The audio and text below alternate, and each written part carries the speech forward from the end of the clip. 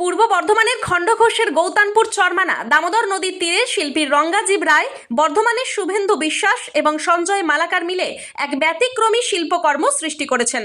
নদীর বালিয়াড়িতে তাঁরা তৈরি করেছেন একাধিক অক্টোপাসের ভাস্কর্য। শিল্পী রঙ্গাজীব জানিয়েছেন, পুরীতে যে ধরনের বালির ভাস্কর্য তৈরি হয় সেই শিল্পশৈলীকেই তারা দামোদর নদীর তীরে তুলে ধরেছেন। এই শিল্পকর্মের একটি গভীর তাৎপর্যও রয়েছে। শিল্পীরা বিশ্ব উষ্ণায়নের প্রভাবে জল সংকট এবং ফলস্বরূপ প্রাণীকুলের বিপন্নতার বিষয়টি তুলে ধরতে চেয়েছেন। তাদের মতে, যেভাবে জলাশয় শুকিয়ে যাচ্ছে তাতে করে মাছ, কুমির এবং অক্টোপাসের মতো জলজ প্রাণীরা অস্তিত্বের সংকটে পড়েছে। জল সংরক্ষণ এবং প্রাণীকুলকে বাঁচিয়ে রাখার বার্তা দিতেই তারা অক্টোপাসের প্রতিকৃতি তৈরি করেছেন, যা এই প্রাণীটিকে টিকিয়ে রাখার প্রয়োজনীয়তার প্রতীক। দামোদর নদীর তীরে এই শিল্পকর্ম স্থানীয়দের এবং দর্শকদের মধ্যে পরিবেশ সচেতনতা বৃদ্ধি করবে বলেই আশা করা যাচ্ছে। কৃষ্ণ সাহার রিপোর্ট, সোজা কথা নিউজ।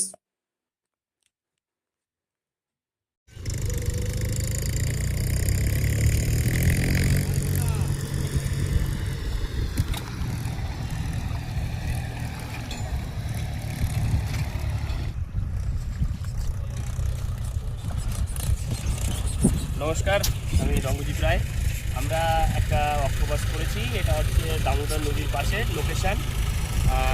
আমরা সকাল থেকেই কাজ শুরু করেছি। আমাদের শুভেন্দুদা এসছেন কলকাতা থেকে। উনি একজন স্যান্ডার্টিস্ট এবং একজন বিখ্যাত পেন্টিং নিয়ে উনি পড়াশোনা করেছেন, তার সঙ্গে এখন স্ট্যান্ডার্ড করছি আমরা। তো উনি কলকাতা থেকে কালকে এসছেন রাতের দিকে, আমরা এই কাজটা শুরু করেছি। এই কাজের বিষয় তো আমরা অক্টোপাস এই কারণেই করেছি, দেখুন এই দামোদর নদী এই যে সময়, এই সময় প্রচণ্ডভাবে শুকিয়ে যাচ্ছে, চারিদিকে জল সংকট প্রচণ্ডভাবে বেড়ে চলেছে উষ্ণায়নের ফলে। তো এই সমস্ত প্রাণীকুলটা জগৎটা মানে খুবই সংকটের মধ্যে পড়েছে। তো আমরা দেখাতে চেয়েছি যে এই প্রাণীকুলকে বাঁচানোর জন্য জলও প্রয়োজন খুবই, আর এইসব প্রাণীর অস্তিত্ব রাখার জন্য এদেরকেও খেয়াল রাখা উচিত। তো সেই কারণেই আমরা কিন্তু এই কাজগুলো করছি। আমি শুভেন্দু বিশ্বাস, কলকাতা থেকে এসেছি। আমি এখানে রঙ্গজিৎ সাথে আমার অঞ্চলে এখানে এসেছি। এত সুন্দর পরিবেশ, এত বালি ফুটি রয়েছে, সেগুলো যেন একটা নিজেই একটা মূর্তিমান ভাস্কর্য হয়ে রয়েছে ধরা পড়ছে। এখানে যে টিভিটা ছিল সেটা প্রায় অক্টোপাসের মতন হয়েছিল, তা ওই জন্য অক্টোপাস নামালাম। তো এখানকার লোকের অক্টোপাস বাইরের সম্বন্ধে অতটা অক্টোপাস জানে না, চেনে না অক্টোপাসটা। অক্টোপাস সমুদ্রের একটা বাহুবলী প্রাণীর মধ্যে পড়ে। তার অক্টোপাস, তার রূপটা, গঠন, তার ছন্দ, এটা আমাকে খুব ভালো লাগে অক্টোপাসের ধরনটা। তা সেই জন্য এখানে একটা অক্টোপাস নিয়ে আমরা এখানে তার ফর্মটা, ছন্দটা নিয়ে আমরা এখানে কাজ করার চেষ্টা করেছি।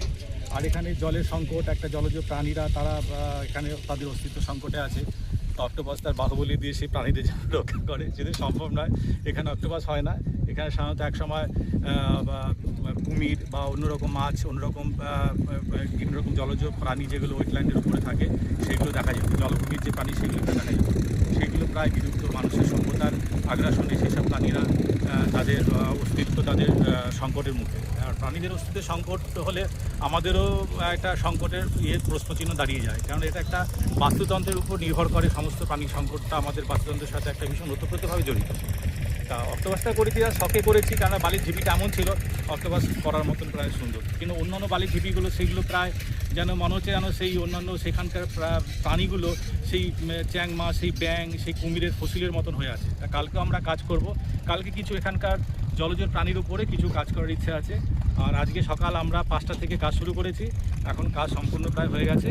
আর কালকেও খুব ভোরে এসে আমরা এখানে কাজকর্মগুলো শুরু করব। ছোটো ছোটো টিপির উপর নিয়ে ছোটো ছোটো প্রাণীগুলোর এখানে উপস্থিতি দিয়ে আমরা একটা বার্তা দিতে চাই যে এখানকার জলজ প্রাণী, বাস্তুতন্ত্রের সেই প্রাণীগুলো, জলভূমির যে প্রাণীগুলো, তাদের অস্তিত্ব নিয়ে যে সংকট দেখা দিয়ে তার উপর আমরা একটা বার্তা দিতে চাই। সেই উপরে কালকে আমরা কাজ করব। ধন্যবাদ।